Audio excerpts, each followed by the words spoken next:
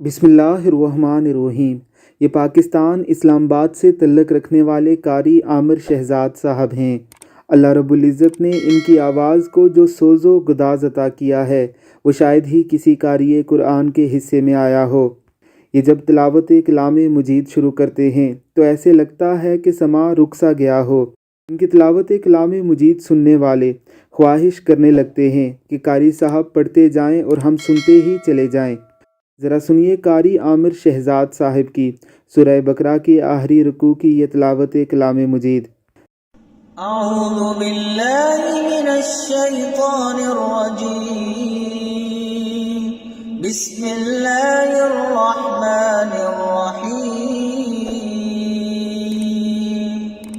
लिल्लाहि मा फिस समावाति व मा फिल अर्द व इन तुब्दू मा फी अनफुसिकुम औ तुख्फू युहासिबकुम बिल्लाह फयग़फ़िरु लिमन यशा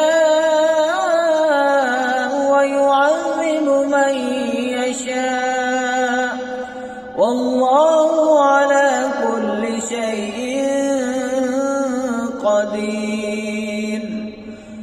कहते हैं कि मेराज की रात अल्लाह रब्बुल इज़्ज़त की ज़ात ने अपने प्यारे हबीब हज़रत मोहम्मद मुस्तफ़ा सल्लल्लाहु अलैहि वसल्लम को दो तोहफ़े देकर भेजा था।